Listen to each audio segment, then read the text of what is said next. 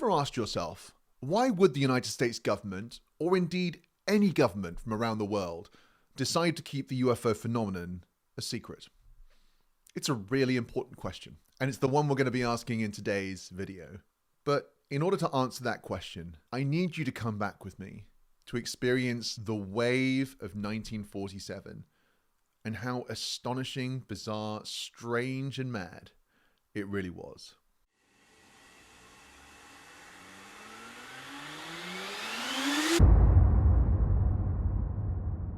It's June 24th, 1947. Private pilot and businessman Kenneth Arnold is flying past Mount Rainier, just south of Seattle. He sees 9 objects. They're flying, in formation, and he can't identify them. They're flying fast. He measures the speed by timing their movement between 2 mountain peaks. He clocks them at over 2,000 kilometers per hour. No aircraft can fly at this speed in 1947. Even the most experimental top-end Bell aircraft can only reach half of this. There isn't even a debate to be had. Down on the ground, his testimony is corroborated by multiple other independent eyewitnesses. Today, Arnold's testimony is seen as the beginning of the post-war UFO phenomenon. But what were these things? Where had this advanced technology come from? Was it American? Was it Soviet? Could it even have been some kind of advanced Nazi technology? July 4th, 10 days later, just as people are beginning to ask these questions, there's another sighting. This time by a commercial pilot, his co-pilot, and a stewardess on board a United Airlines flight flying to Pendleton, Oregon, just southeast of Mount Rainier. Again, they witnessed 9 unidentified objects flying ahead of them. The sighting lasts for 12 minutes, then they disappear suddenly. Once again, we have 9 mysterious objects flying in the northwest United States.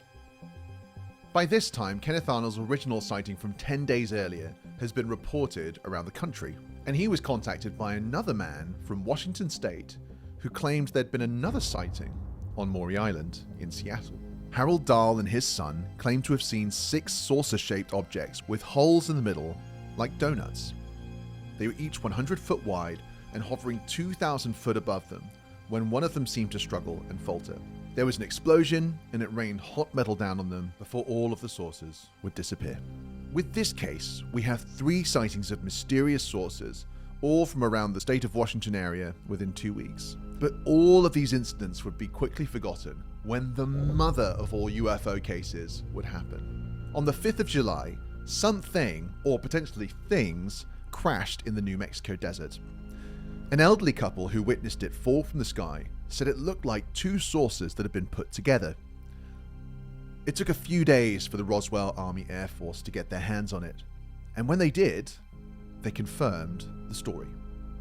By the 8th of July, they had broadcast a press release via wire transmission that they had captured a flying saucer.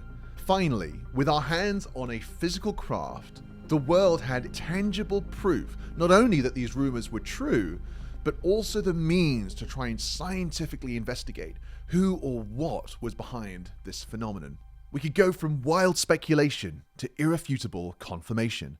We could lift the veil of mystery that had been hanging over the United States for weeks. We were finally in a position to determine exactly what was going on. But that is not what happened. Instead of transparency, secrecy was chosen. Instead of revelations, there was obfuscation. The wave of 1947 represented something new. Yes, UFOs had been seen before. In fact, UFOs were seen throughout the Second World War and arguably can be traced back a pretty long way.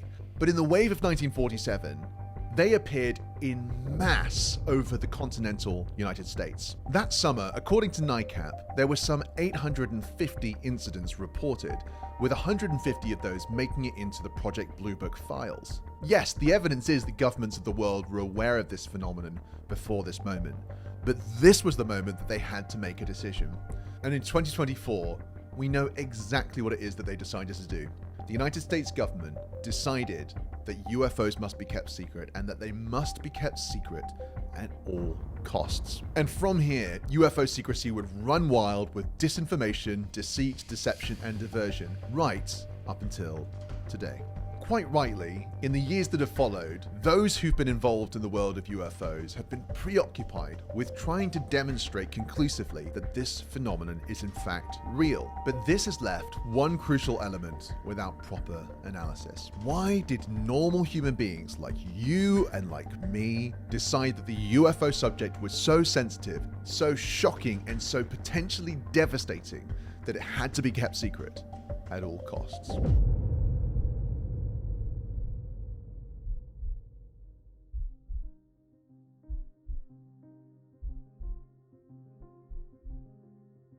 UFOs entered the Western consciousness within the context of the Cold War, where on the horizon there was a risk of a nuclear exchange, and where paranoia about the intentions of the Soviet Union were running rife. To understand the Air Force leadership of 1947, you must think like an Air Force leader from 1947, and in order to do that, I must take you back in time so that we can get a sense of the grip of fear and paranoia that was circulating in the minds of the leaders of the defense and intelligence community. In February 1943, the Germans were defeated at Stalingrad, and the loss was so devastating that this triggered one of the first acknowledgements of failure by the Nazi leadership. And it was really in this moment that all of the major superpowers knew that the Nazis would lose the war. And so, this was the moment that the United States began planning its moves against the Soviets for when the war was over. To this end, the United States Army's Signal Intelligence Service, basically the precursor to the NSA, launched the highly secretive Project Verona. Project Verona was created to intercept and decrypt sensitive communications from within the Soviet Union. Effectively, the United States wanted to start spying on the Soviet Union so that they would have an upper hand in any post-war diplomatic or even military engagements. Nearly 4 years after starting the project, in December 1946, the Army's Signals Intelligence Service had a breakthrough, and to say that the findings were devastating would be an understatement. When they finally decrypted the messages, they found out that the Soviets already knew the United States' most sensitive secrets. They knew this because they had embedded spies and secret bugs everywhere. This included the Treasury, the State Department, administrators in Truman's White House, the War Production Board, the Office of Strategic Services, which was the precursor to the CIA, the Army Air Force, and even the most highly secured project the United States had ever run, the Manhattan Project. Identities emerged of American, Canadian, Australian, and British spies in service to the Soviet government. It turns out that the US and other nations had been targeted in major espionage campaigns since at least 1942.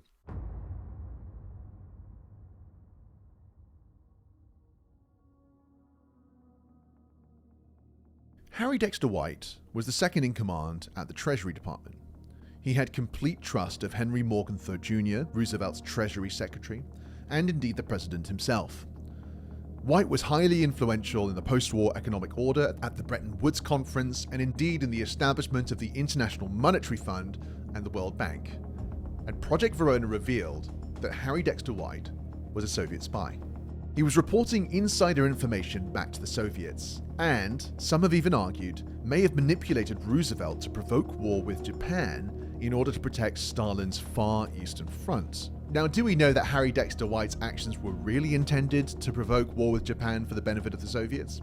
We can't know it conclusively, but this is the problem with espionage and with intelligence and counterintelligence.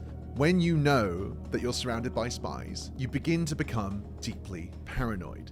And this makes you reinterpret everything else that's going around you through a new lens of skepticism, which is not necessarily helpful when you're trying to make balanced decisions. Another influential economist associated with Dexter White was Lachlan Curry. He became Roosevelt's personal advisor during World War II. He knew the inner workings of the Federal Reserve, the Treasury, and the White House, and he was also intimately involved in the US foreign policy and covert military action in China. He was also a Soviet spy, passing sensitive information back to his handlers. He would later be blamed for losing China to the communists. A pretty astonishing legacy to have, especially considering where we are today in 2025. And finally, there was Maurice Halperin, the division chief for the Office of Coordination of Information in the OSS, again, the precursor to the CIA. This division was created in order to facilitate cooperation and information sharing between multiple other sensitive agencies. And this meant it had access to information from the State Department, the War Department, the Navy Department, the FBI, and many other civilian and military agencies. As division chief, Halperin had access to the OSS cable room, meaning he could secure copies of secret US reports from any part of the world. Once again, Maurice Halperin was found to be a Soviet spy. He was passing information to the NKVD, giving the Soviets everything they wanted to know about the US's plans and perspectives. The reality of these three spies alone would have shook President Truman and the Washington establishment to their absolute core. But these three only scratch the surface. All in all, there were 350 Soviet spies identified throughout the United States government, and that's to say nothing of the bugs. In 1944, a US Navy electrician discovered no less than 120 hidden Soviet microphones within just one American diplomatic building. The Soviets were everywhere, and they knew everything. And remember, the United States government launched Project Verona because they thought they were getting ahead of the Soviets. The goal was, hey, the war is ending, let's get ahead of our new-to-be adversary and ensure that we have a leg up on them. We will understand their plans, we will understand their strategies, we will understand their perspectives, and this will give us a decisive geopolitical advantage in this upcoming conflict that we assume is going to happen. What they discovered by decrypting those communications was that exactly the reverse had happened. They were on the back foot. They had been breached. They had spies embedded throughout their governments, and it was the Soviet Union who had the decisive strategic advantage because of this. So not only had they discovered that their pants were pulled down, but they had discovered this at exactly the moment that they were about to try and pull their opponent's pants down. The pants analogy doesn't roll off the tongue that well, but you get my point. And remember, today, in 2025, we can look at this information with some sense that this is conclusive. But for the defense and intelligence leadership at the time, this was simply a number that could have expanded and ballooned to thousands. They didn't know how big the problem was. They didn't know if the person they reported this information to was also a Soviet spy. The paranoia at every single twist and turn must have been enormous. And it is in this context, peering down this rabbit hole of not knowing who is around you, who you can trust, even in the leadership of your own government. It is within this context that the UFO phenomenon appears. After the major breakthrough in December 1946, the Army Signals Intelligence Service started to get more and more information about what was going on. By the spring of 1947, they had confirmed that the Soviets had even managed to penetrate their most sensitive program pretty much ever, the Manhattan Project.